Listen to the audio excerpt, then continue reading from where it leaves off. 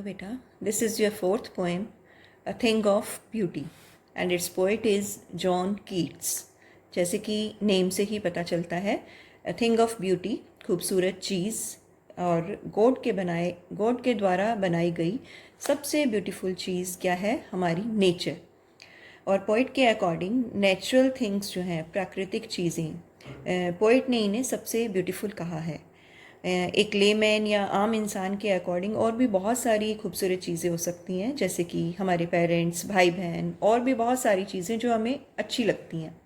लेकिन यहाँ ऐसी चीज़ के बारे में बात की जा रही है जिसकी ब्यूटी कभी ख़त्म नहीं होती, बल्कि निरंतर बढ़ती ही रहती है।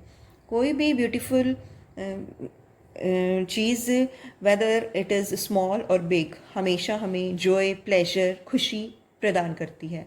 तो इस पोएम में जॉन कीट्स पोइट ने यही बताना चाहा है कि ब्यूटीफुल चीज़ों का चार्म, अट्रैक्शन हमेशा बढ़ता जाता है, कभी ख़त्म नहीं होता। ओके, नाउ पोएम स्टार्ट करते हैं।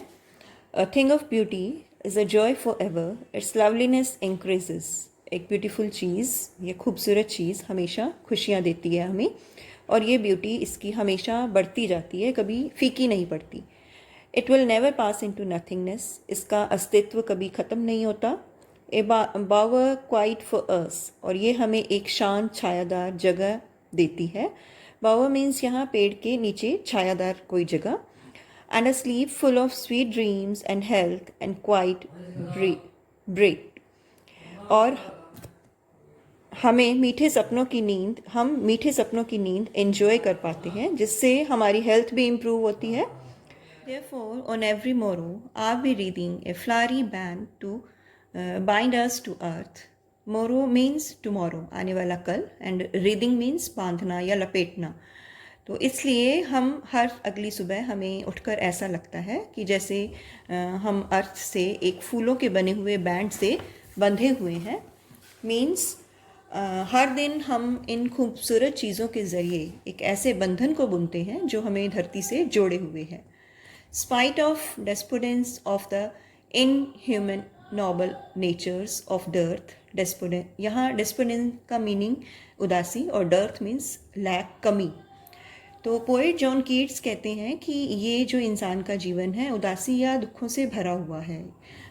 हर इंसान के जीवन में किसी न किसी चीज़ की कमी है, दुख फील करते हैं वो। यहाँ सज्जन लोगों की, अच्छे लोगों की भी कमी है। ऑफ द ग्लूमी डेज, हमारी लाइफ में कुछ उदासी भरे दिन भी आते हैं। Of all the unhealthy and over darkened ways made for our searching, और पोइट कह रहा है कि हम अपनी आदतों से या अपनी हरकतों से कुछ बुरे रास्ते बना लेते हैं जो हमेशा हमें दुखों के सिवाय कुछ भी नहीं देते।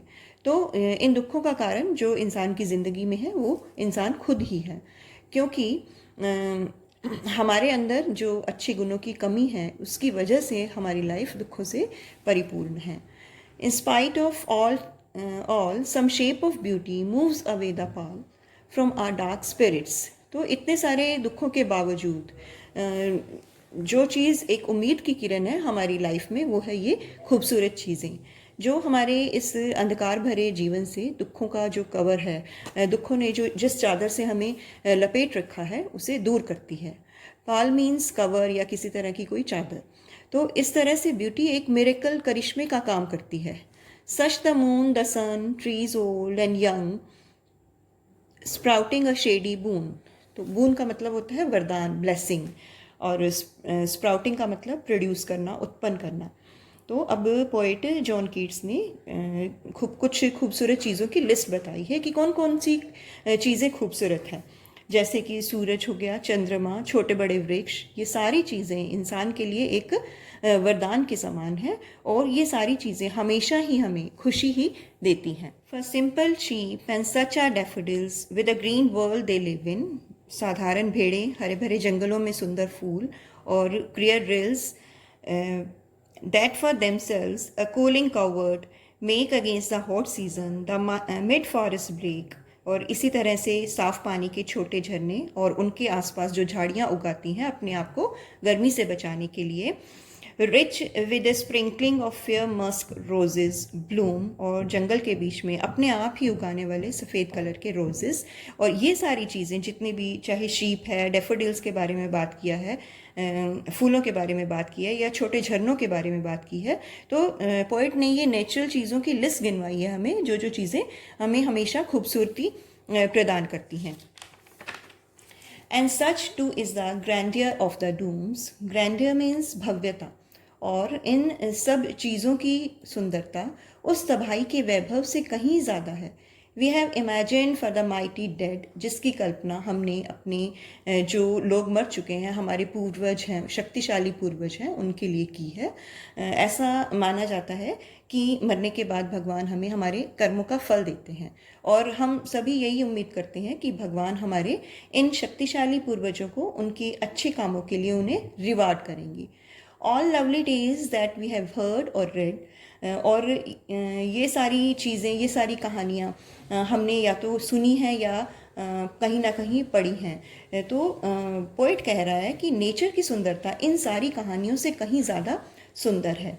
N endless fountain of immortal drink pouring unto us from the heavens brink.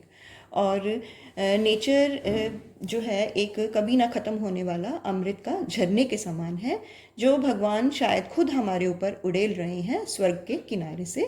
तो इस पोइम से ये क्लियर हो गया है कि जो पोइट जॉन कीट्स हैं वो नेचर से बेहद ज़्यादा लगाव रखते हैं, और उनका ये मानना है कि नेचर को की जो ब्यूटी है वही हमारी लाइफ से उदासी की चादर को उठाकर फेंक सकती है। तो इस तरह से ब्यूटी हमारे लिए एक वरदान के समान है।